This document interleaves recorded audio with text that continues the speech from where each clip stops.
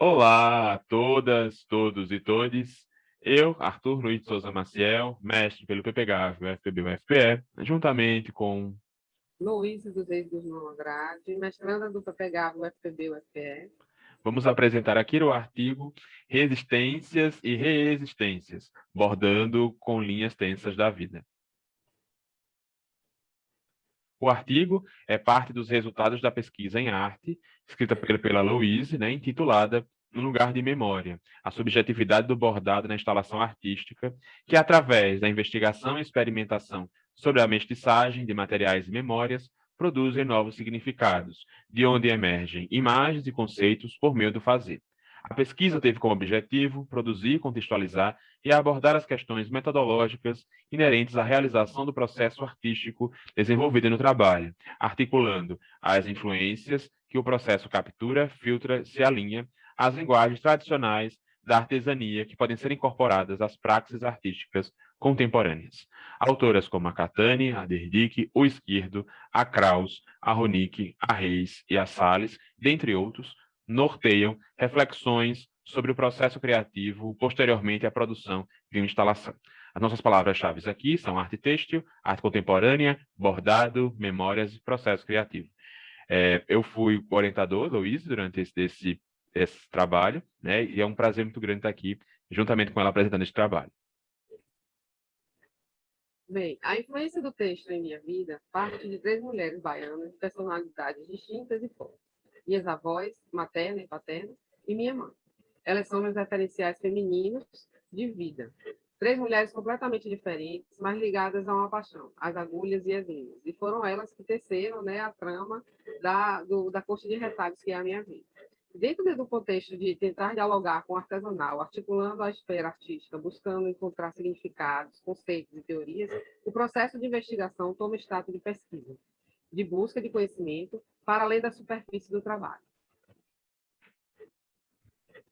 Na trama do bordado no universo feminino, as práticas têxteis sempre estiveram condicionadas aos estigmas de domesticidade, maternidade e feminilidade, impostos pelo machismo e pelo patriarcado.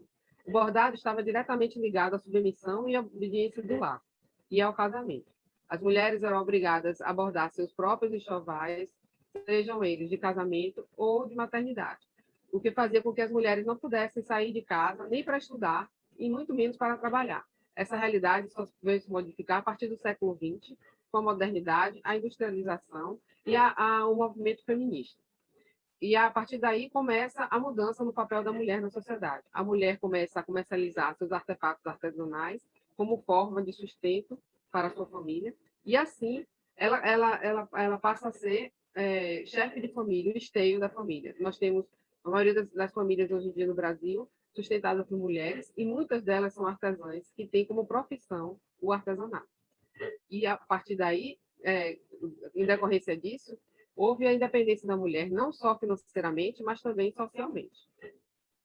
Entrelaçando as narrativas entre o fazer teste manual e a arte têxtil contemporânea, eu trago as referências visuais de artistas que evocam, no processo de instalação de suas produções, os cruzamentos e as mestiçagens de materiais e técnicas com a mistura de elementos distintos, que não perdem suas especificidades e, principalmente, que estão ligados às vivências derivadas às suas memórias afetivas. São eles Ana Teresa Barbosa, Arthur Bispo do Rosário, Edith Derdick, José Leonilson, Louise Bourgeois e Rosana Paulino.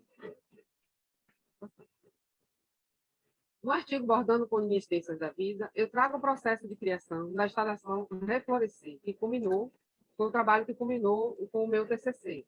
Dentro dele, eu faço do bordado, da costura, da trama e do tecido, suportes de lugares de memória, que são materializados através do entrelaçar das formas e dos rastros, comentados por minhas experiências e minhas vivências. Conectando o fluxo do tempo, vou costurando, bordando, tecendo. E ligo os pontos desde o passado em direção ao futuro, ou desde o futuro em direção ao passado, como nos conta Esquerdo. Esse foi um longo processo de construção, de testagem, de pesquisa, de reflexões, incorporando as ideias de Cecília Salles, que trata a obra como um objeto móvel inacabado. Para ela, o processo de criação é um movimento falível, sustentado pela lógica das certezas, englobando a intervenção do acaso e abrindo espaço para a interlocução de novas ideias. E para gerar novas ideias, eu fui atrás dos textos que eram meus guardados familiares. Os textos, objetos bordados por minha avó, por minhas avós e por minha mãe. Então, foi aí que eu tive a ideia de trazer a toalha que foi da minha avó, com o bordado que minha mãe fez no seu lençol de casamento, para fazer a prática desse processo criativo. Então, para isso, foi feita uma sessão de fotos, em que eu me envolvi com a toalha que foi da minha avó. Posteriormente, essa foto foi impressa em 2 painéis de 1 metro por 1,50 onde foram bordados, nesta foto especificamente, o bordado que minha mãe fez no seu processo, no seu lençol de casamento, gerando assim a conexão entre os processos de materiais, motivações e condutas, que geram cruzamentos que são diversos, constituindo um esquema de possibilidades abertas em partes que se combinam e recombinam sem restrições, produzindo novos sentidos e tensões entre as linguagens, originando conceitos de necessário proposto por Icléa Bossa Catani. Da ideia inicial até a concepção do trabalho, existe um percurso a ser percorrido que é sustentado pelo liame das linhas que se emaranham. A teoria, as linhas do bordado, que é a materialidade do trabalho, e as linhas que costuram a minha vida. E é através dessa trama que percebo que as questões, dificuldades, medos, preocupações e até mesmo as influências imprevisíveis que interferem no processo fazem parte da construção desse entrelaçamento de exterioridades e interioridades, entre a tensão do que é estável, perene, e aquilo que eu não consigo controlar. Em reflorescer, o bordado recebe motivações de quem o faz, que cria e recria através de elementos que foram agora aqui ressignificados, não somente para resgatar o que foi perdido, mas na busca de novos espaços e novos sentidos, considerando outras narrativas na potência de construir novas relações na história do meu presente. Essa pesquisa se identifica, antes de tudo, como uma cartografia sentimental, pois, através da potência do ato de bordar, costuro a minha trajetória de memórias que fazem de mim também um objeto dela, me desterritorializando de antigos afetos e me territorializando a novos. A força do bordar afetos e memórias, livremente, sem limitações, entregue aos propensos erros que encontro pelo caminho e que me levam a desmanchar os pontos e recomeçar novamente, me despertam para a potência da agulha que fura o tecido, em busca de espaço para abrir caminho e tecer a nova trama. O ato de furar, perfurar, emendar e cozer essa grande coxa de pedaços de tecido das vivências transforma o ato de bordar em via de resistência e reexistência.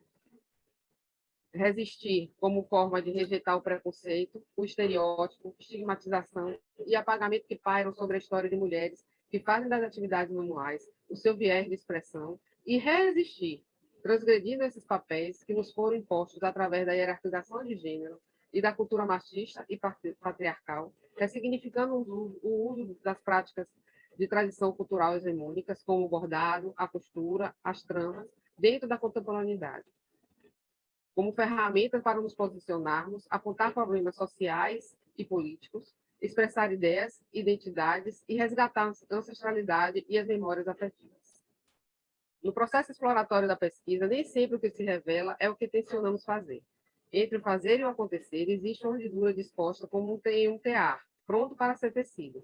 E desse urdume, tecido por fios de diferentes nuances e texturas, é que se faz o devir da obra, abrindo-se assim novas possibilidades, tanto para o trabalho quanto para a pesquisa. E é com a citação de Bom Dia que eu concluo essa apresentação. É a possibilidade de que algo nos aconteça ou nos toque e requer um gesto de interrupção.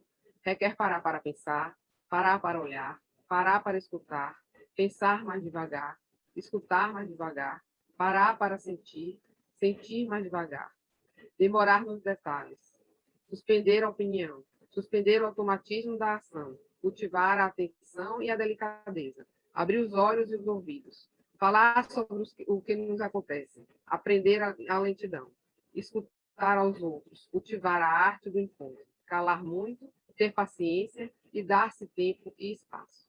Muito obrigada a todos pela oportunidade de compartilhar meu trabalho e eu convido a todos a ler o artigo na íntegra. Muito obrigada. Essas são as referências do trabalho. Tchau, até mais. Obrigado.